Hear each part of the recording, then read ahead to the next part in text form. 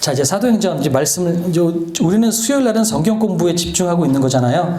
그래서 보면 사도행전 1장 8절에 성령이 너희에게 임하시면 너희가 권능을 받고 예루살렘과 온 유대와 사마리아와 땅끝까지 이르러 내 증인이 되리라. 이 말씀이 거의 주제 말씀처럼 계속해서 이 말씀을 우리가 기억을 해야만 사도행전을 우리가 볼 수가 있어요.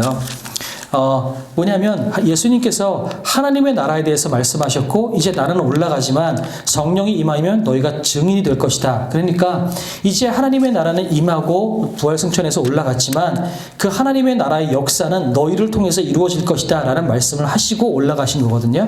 그러니까 성령 임재가 오순절 사건에서 성령 임재가 끝나고 난 다음에 3장에서 그러니까 2장에서 성령 임재, 그다음에 오순절 성령 사건, 그다음에 베드로의 그 설교가 있은 다음에 3장에 바로 왜 예수님과 베드로와 요한이 성전 미문에 가서 날 때부터 안진뱅이였던 병자를 고치는 일이 있을까? 왜 성경이 바로 성령 사건 때문에 한 다음에 바로 베드로와 요한에게 집중을 하고 있을까? 이제 이 질문을 좀 해야 되는 거죠. 이걸 본다면 물론 이 본문 자체도 굉장히 중요해요. 날 때부터 일어나지 못하는 병든 자를 성전 미문에 있는 그 거지를 베드로와 요한이 내게 있는 것은 아무것도 없다. 은과 금은 없으나 나사렛 예수 그리스도의 이름으로 걸어라 라고 하는 이 내용 자체도 굉장히 중요한 이야기지만 중요한 것은 그 사건이 있고 난 다음에 베드로가 한 이야기가 사실은 이 사건이 사도행전 3장에 들어가 있는 이유를 알 수가 있어요. 뭐냐면 예수님의 이름으로 일어나 걸어라 해서 일어나라고 일어났는데 사람들이 베드로와 요한에 대해서 집중하잖아요. 근데 왜 우리에게 집중하느냐라고 이야기하면서 나사렛 예수 그리스도의 이름을 이야기를 하거든요. 그러니까 성령 사건이 있은 다음에 그 다음에 베드로가 설교하고 베드로와 요한이 안진뱅이, 그러니까 날 때부터 안진뱅이였던 사람, 날 때부터 병자였던 사람은 고칠 수가 없어요. 물론 중간에 병이 걸렸거나 중간에 사고가 나서 병이 걸렸던 사람은 어떤 치유나 이런 것들을 통해서 고쳐지는 사건들이 이 당시에 있었다고 해요. 그런데 날 때부터 병자였던 사람을 일어나게 하는 것은 고치는 것은 신이 아니고서는 할 수가 없었던 거죠. 그런데 베드로와 요한이 그 일들을 했었던 것은 이제 베드로와 요한이 성령 임재를 통해서 예수 그리스도의 사역을 이양받아서 하나님의 나라의 일들을 이제 제자들에게로 전가가 되었구나. 하나님의 나라의 일들이 제자들에게로 전가가 되었구나. 사도들에게 이어져서 그 하나님의 나라의 사역이 퍼져나간다. 이런 것을 이야기하기 위해서 1장과 2장에서 오순절 성령 사건 이후에 바로 지금 사도행전은 베드로와 요한이 병자를 고치는 사건에 대해서 이야기를 하고 있는 거예요. 왜냐하면 누가복음에 가보면 계속해서 말씀드렸던 것처럼 누가복음하고 사도행전은 같은 사람이 썼다고 그랬잖아요. 누가복음도 예수님께서 예수님의 초반 사역에 대해서 말씀하실 때에 2장서부터 바로 예수님이 병 고치는 이야기를 계속해서 하세요.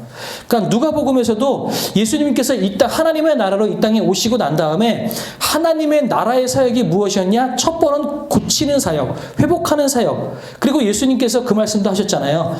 이사야 61장의 말씀을 말씀하시면서 이제 이 말씀이 응했다라고 말씀하셨는데 그 말씀이 뭐였냐면 포로된 자에게 자유를, 묶인 자에게 노임을, 그런 말씀하셨잖아요. 눈먼 자를 보게 함을. 그렇게 병든 자를 고치는 사역, 육신으로 병든 자를 고치는 사역뿐만 아니라 영적으로 병든 사람들을 자유케 하는 그 사역을 예수님께서 하나님의 나라로 오셔서 했다라는 것을 말씀하시기 위해서 누가복음은 2장서부터 병든 자를 고치는 이야기를 하고 있어요.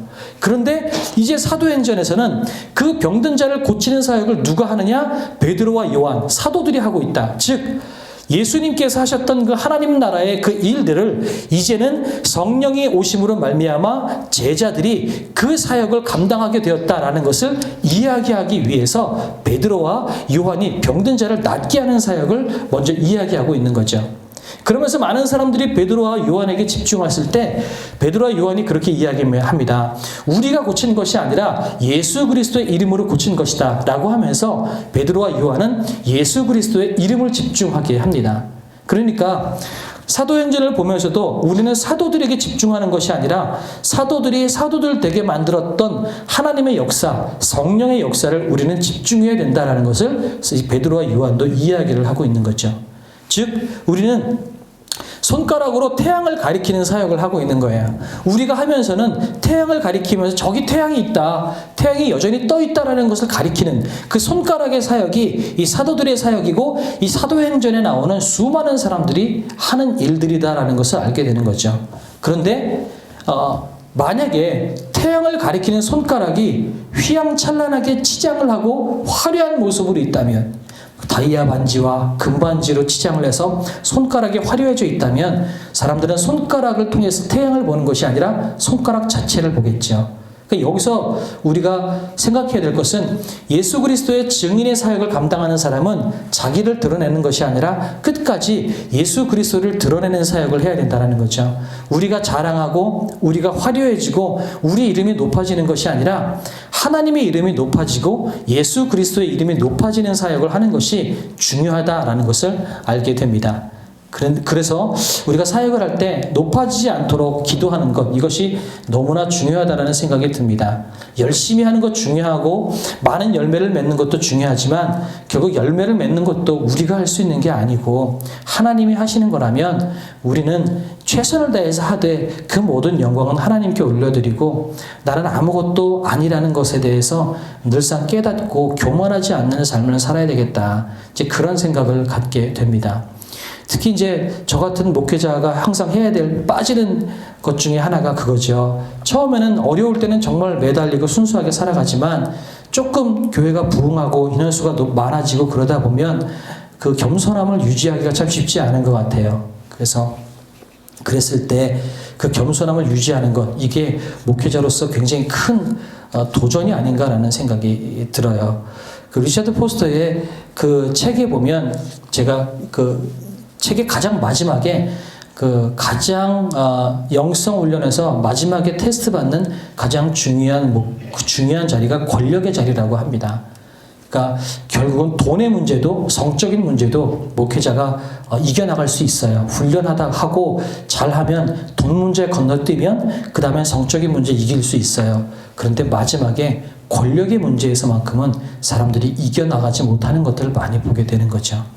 그래서 끝까지 겸손함을 유지하고 이 돈의 문제, 성적인 문제, 권력의 문제 앞에서 목회자는 항상 초긴장해서 살아가는 사람이 되어야 된다. 리처드 포스터가 그런 얘기를 하더라고요. 그래서 우리는 태양을 가리키는 손가락이 되어야지 손가락을 집중하게 사람들에게 만드는 것은 우리로서는 직무유기다라는 것을 사도행전이 이야기합니다. 그러니까 사도행전을 보면서도 우리는 물론 사도들의 행적을 우리 유심히 봐야 되지만 중요한 것은 그 사도들 되게 만들었던 성령의 역사에 집중을 해야 되는 거죠. 그래서 사도행전은 한편으로는 성령행전이다라고 이야기를 하잖아요. 성령님께서 어떻게 일하셨는지를 우리는 집중하는 게 너무 중요하다라는 겁니다.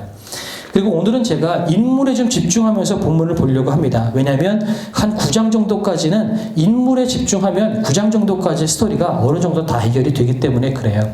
오늘은 그래서 산헤드린 공회를 한번 보려고 합니다. 4장 15절을 한번 가보시겠어요? 4장 15절에 가보면 또 병나은 사람이 그들과 함께 서 있는 것을 보고 비난할 말이 없는지라 명하여 공회에서 나가라 하고 서로 의논하여 이르되 라고 되어 있어요. 그러니까 여기서 이야기하는 공회가 뭐냐라고 하는 게 이르는 산헤드린 공회라고 이야기를 합니다. 이 당시에는 이스라엘은, 그러니까 예루살렘은 로마의 속국이었어요. 그래서 이스라엘이, 유대인들이 자기 스스로 재판을 하거나 뭔가 정치를 펼 수 있을 만한 권력이 없어요. 모든 것들이 로마에 의해서 정치를 하게 되고 판단을, 재판을 받게 되는데, 근데 로마가 한 가지만큼은 용인한 게 있습니다. 그게 뭐냐면 종교와 관련된 문제만큼은 너희들이 스스로 해결을 해라, 너희들이 재판을 해라 라고 해서 종교와 관련된 문제만큼은 유대인들에게 넘겨줬어요. 그래서 이 유대인들 사이에서 한 70명의 유대인 종교 지도자들을 대상으로 만들어진 공회가 이 산헤드린 공회입니다.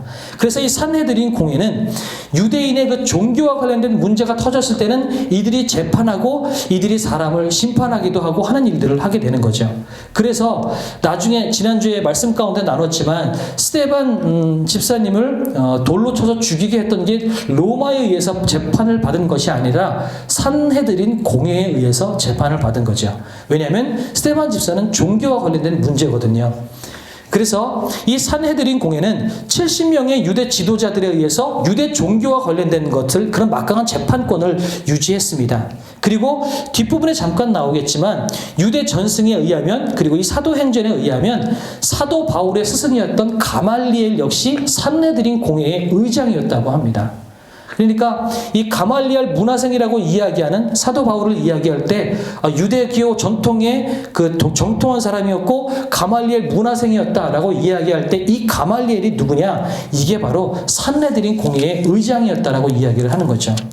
그러니까 이 산헤드린 공회는 어떤 일을 하는 거냐면 종교 재판이 있을 때마다 이 70명의 산헤드린 공회 중에 한 사람이 꼭 가서 그 종교 재판을 참관을 해야만 돼요. 이 공회 회원이 참여하지 않으면 재판을 할 수가 없다고 그래요. 그러니까 종교 재판이 있을 때마다 꼭 한 사람이 가서 재판을 하는데 어떤 식으로 재판을 하냐면 산헤드린 공회에 공의원 한 사람이 딱 재판관으로 서 있으면 그 재판을 할 때에 그 죄인을 향하여서 죄목을 이야기하는 증인이 무엇을 하냐면 자기가 증언한 본 것에 대해서 증언을 할 때 어떻게 증언을 하냐면 자기의 겉옷을 벗어다가 재판관 앞에다가 내려놓고 증언을 했다고 합니다. 그래서 증인이 재판관 앞에다가 자기의 겉옷을 벗어서 내려놓고 증언을 하고 그 증언을 한 것을 듣고 이 재판관이 저 사람을 죽여라 그러면 죽이게 되는 거죠. 자, 이 산헤드린 공회의 이 재판하는 방식을 여러분이 잘 기억해 두면 여러분 조금 있다가 좀 이해가 될 만한 부분들이 있어요. 그래서 산헤드린 공회를 여러분이 잘 기억해 두시면 좋겠어요. 그 다음에 두 번째 바나바에 대해서 이야기를 하겠습니다. 바나바는 구브로에서 태어난 레위 사람으로 본명은 요셉이라고 합니다. 바나바의 본명은 요셉이에요. 그런데 성경은 요셉이라는 사람에게 바나바라는 별명을 붙여줬어요. 그런데 이 바나바라는 이름의 뜻이 뭐야? 위로의 아들이다라고 되어 있는데요. 4장 36절을 한번 가보시겠어요? 4장 36절에 가보면 구브로에서 난 레위족 사람이 있으니 이름은 요셉이라 사도들이 일컬어 바나바라 번역하면 위로의 아들이라 하니 그가 밭이 있음에 팔아 그 값을 가지고 사도들의 발 앞에 두니라 이렇게 되어 있어요. 그러니까 우리가 알고 있는 유명한 그 아나니아와 삽비라 사건, 자기가 그 논밭을 팔아다가 자기 소유를 팔아다가 일부를 숨겨놓고선 내가 하나님께 바치고 다 바쳤다고 이야기했다가 아나니아와 삽비라 두 부부가 죽임을 당한 그 사건이 어디서부터 출발한 거냐면 이 바나바에서부터 출발을 한 거죠. 그러니까 바나바가 자기가 가지고 있는 소유를 팔아다가 사도들 앞에 두니까 그것을 보고 나서 아나니아와 삽비라가 같이 나도 저거 해야 되겠다라고 해서 자기 소유를 팔아다가 다 바치지 않고 일부만 바쳐놓고 다 바쳤다고 그랬다가 결국은 죽임을 당하는 거죠. 그러니까 처음으로 이것을 자기 소유를 바쳤다라고 이름이 나와 있는 사람은 사실은 바나바예요. 그러니까 이 바나바를 통해서 지금 자기의 소유를 팔았다는 일들이 생겼는데 왜 그러냐면 서로 물건을 서로 통용하고 나눠서 썼지만 문제는 이들이 34절에 보면 가난한 사람이 그 중에 가난한 사람이 없으니 이는 밭과 집 있는 자를 팔아 그 판 것의 값을 가져다가 사도들의 발 앞에 두매 그들의 필요를 따라 나눠줬지만 문제는 가난한 사람들이 많아지고 점점 더 핍박을 당하니까 나중에는 이 교회 가운데에 재물이 없는 거죠. 점점 더 나눠줄 재물이 없을 때에 이 바나바와 같은 사람들이 자기의 소유를 팔아다가 나눠줘서 그 사도들한테 주면서 내 소유를 나눠주십시오라고 이렇게 바치는 일들이 이제 일어나기 시작했다라는 거죠. 이렇게 바나바는 자기의 소유를 바친 사람이에요. 그 다음에 바나바는 어떤 사람이냐면 사도 바울을 예루살렘 교회에 소개한 사람입니다. 9장 26절 27절 한번 가보시겠어요? 9장 26절 27절에 가보면 9장 26, 27절에 가보면 사울이, 여기서 말하는 사울은 사도 바울을 얘기하는 거죠. 회심하기 전에 사울을 얘기하는 거죠. 사울이 예루살렘에 가서 제자들을 사귀고자 하나 다 두려워하여 그가 제자됨을 믿지 아니하니 이렇게 되어 있어요. 그때 바나바가 데리고 사도들에게 가서 그가 길에서 어떻게 주를 보았는지와 주께서 그에게 말씀하신 일과 다메섹에서 그가 어떻게 예수의 이름으로 담대히 말하였는지를 전하니라 이렇게 되어 있어요. 사도 바울이 그리스도인들을 죽이는 사람이었거든요. 그런데 갑자기 다메섹을 가다가 눈이 멀어갔다가 눈이 떠지고 난 다음에 갑자기 돌변을 해서 그리스도인들에 대해서 오히려 복음을 증거하는 일이 생겼습니다. 그런데 문제는 사도 바울의 그 복음을 증거하는 일에 대해서 많은 사람들이 의심하는 거죠. 그래서 사도 바울을 만나기를 꺼려해요. 꺼려할 때 그 사도 바울을 예루살렘 교회에 소개한 사람이 바나바다라고 하는 겁니다. 그리고 나중에 1차 전도 여행 때 바나바가 바울과 같이 전도 여행을 떠나는 일을 또 하기도 했습니다. 그 전에 뭐 중요한 것이 하나가 더 있어요. 4절 한번 적어 가볼까요? 11장 한번 가볼까요? 지금 몇 가지를 건너뛰었어요. 자, 11장 25, 26절에 가보면 바나바의 역할 중에 하나가 더 있어요. 25, 26 바나바가 사울을 찾으러 다소에 가서 만남에 안디옥에 데리고 와서 둘이 교회에 1년간 모여있어 큰 무리를 가르쳤고 제자들이 안디옥에서 비로소 그리스도인이라 일컬음을 받게 되었더라. 그러니까 안디옥 교회가 처음으로 그리스도인이라 일컬음을 받는 교회가 되었다라는 건데 이때 사도 바울이 같이 있었다라는 거죠. 그러니까 사도 바울이 다소에 가 있을 때 바나바가 다소에 있는 사도 바울을 데려다가 안디옥으로 데리고 와서 쉽게 말씀드리면 제자 훈련을 시킵니다. 1년 동안 제자 훈련을 시켜서 거기서 사도 바울이 그리스도인이라 일컬음을 받게 되는데 이 바나바가 도움을 주었다라는 거죠.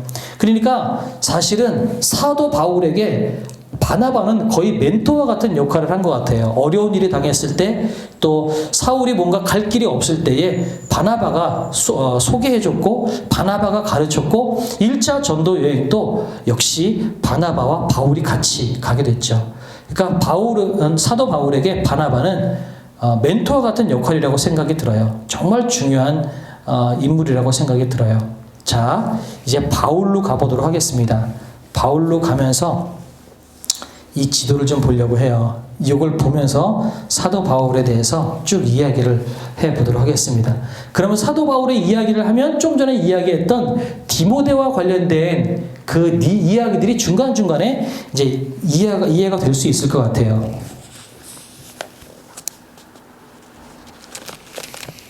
아까 말씀드렸던 것처럼 산헤드린 공의회를 얘기했잖아요.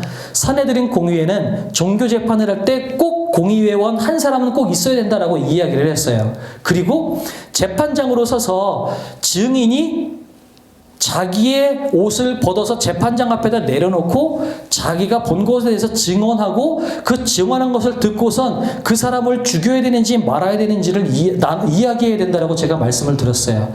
그런데 우리 지난주에 말씀 본문을 한번 가볼까요? 스데반이 죽었던 사건으로 한번 가보도록 하겠습니다. 스데반이 죽었던 사건 한번 가볼까요? 스데반이 죽었던 사건으로 가보면 7장 마지막 부분 한번 가볼게요.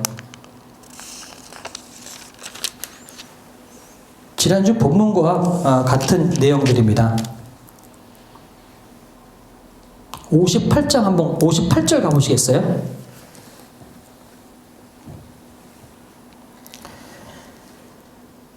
네. 7장 58절에 가보면 이렇게 되어 있어요. 성 밖으로 내치고 돌로 칠세 증인들이 옷을 벗어 사울이라 하는 청년의 발 앞에 두니라 이렇게 되어 있어요. 그죠?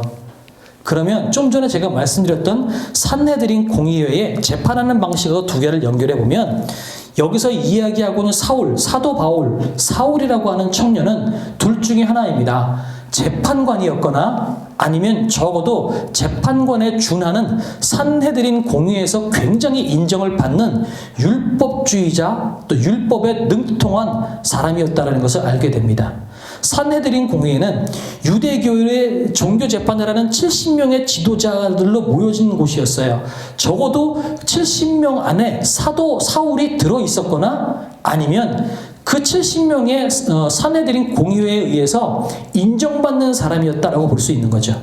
그러니까 증인이 옷을 벗어서 누구 앞에 두세요? 사울 앞에 둬요. 아까 말씀드렸던 것처럼 증인은 옷을 벗어서 재판장 앞에 옷을 벗어놓고 증언하게 되어 있어요. 그러니까 사울은 여기서 단순히 구경꾼으로 모인 게 아니라 이 스데반을 죽이는데 주동자였거나 아니면 죽이라고 판결을 내렸던 재판관이거나 둘 중에 하나였다라는 거죠. 그러니까 지금 여기서 얘기하는 사울은 그냥 구경꾼이 아니라 스데반을 죽인 살인자인 거예요. 스데반을 죽인 살인자가 나중에는 그리스도인이 되었다라는 거죠. 그 스데반과 관련된 그 사도 바울의 위치, 사울의 위치, 사울은 그만큼 유대에 정통한 사람이었고 쉽게 말씀드리면 스데반의 살인자였다. 그리고 여기서 이야기할 때 돌로 친다라고 이야기할 때 우리가 돌로 칠 때 어떻게 치냐면 증인들이 종교 재판을 받을 때 이렇게 얘기합니다. 진 밖으로 끌고 나간다고 합니다. 그러니까 예루살렘 성 안에서는 사람을 죽일 수가 없어요. 그러니까 진 밖으로 그를 끌고 나갑니다. 끌고 나가서 그 다음에 본인이 묻힐 무덤을 스스로 팝니다. 한 2m 정도 되는 무덤을 판다고 합니다. 하루 종일 걸리겠죠. 무덤을 파고 난 다음에 무덤 속에 들어가는 것이 아니라 그 무덤 위에 올라가서 그 가장 모서리에 앉습니다. 앉고 그 다음에 증인들에 의해서 여러 가지 증언들을 듣고 난 다음에 돌로 쳐라라고 할 때 그 돌은 어떤 돌이냐면 맷돌에 준하는 큰 돌이라고 합니다. 큰 돌로 그 무릎 꿇고 앉아있는 그 죄수의 정면에 가슴팍을 향하여서 돌을 던집니다. 그러면 큰 돌이 가슴팍을 만지면 어떻게 되냐면 자기가 판 구덩이로 뒤로 자빠져서 떨어지게 되는 거죠. 그리고 난 다음에 나머지 사람들이 돌을 던지는데 돌을 언제까지 던지냐면 그 2m의 구덩이가 다 찰 때까지, 그래서 돌무덤이 될 때까지 돌을 던진다고 합니다. 그러니까 돌에 의해서 죽임을 당하는 거죠. 그러니까 우리가 생각하는 조그만 짱돌 가지고 상처 입고 붓고 그 정도가 아니라 사람이 완전히 숨을 쉴 수 없을 만큼 잔인한 방법으로 죽임을 당하는 게 되는 건데 지금 스데반이 그렇게 죽임을 당하는 거예요. 이 죽임을 당하는데 주도적인 역할을 했던 것이 사도 바울이라는 거죠. 그리고 사도 바울이 그러고 난 다음에 기고만장해서 그 다음에 어디로 가죠? 다메섹으로 가잖아요. 여기 지도에 보면 다메섹으로, 예루살렘에서 다메섹으로 가게 됩니다. 근데 다메섹으로 가다가 거기서 눈이 멀죠. 눈이 멀고 그 다음에 아나니아에게 의해서 기도받고 눈이 회복됩니다. 그리고 그곳에서 복음을 전해요. 그게 9장 19절에 나옵니다. 9장을 한번 가보시겠어요?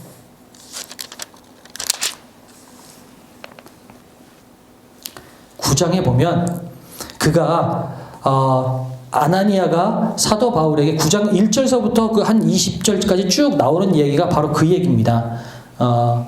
사울의 눈에 비늘 같은 것이 벗겨져서 다시 보게 된지라 일어나 세례를 받고 음식을 먹으며 강건하여지니라. 사울이 다메섹에 있는 제자들과 함께 며칠 있을세 이렇게 되어 하고 있어요.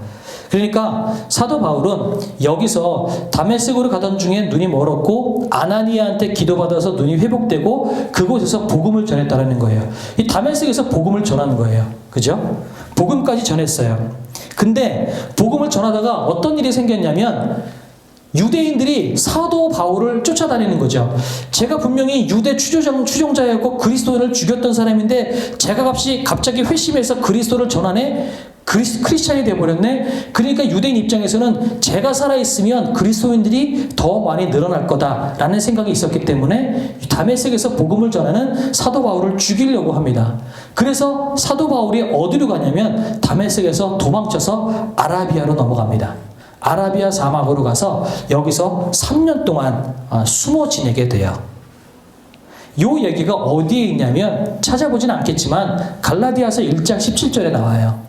갈라디아서 1장 17절에 가보시면 아라비아 사막에 있었다라는 것을 이야기하게 돼요. 그죠? 아라비아 사막에 있었다가 그 다음이 이제 사도행전 9장 26절에 보면 나오는 거예요.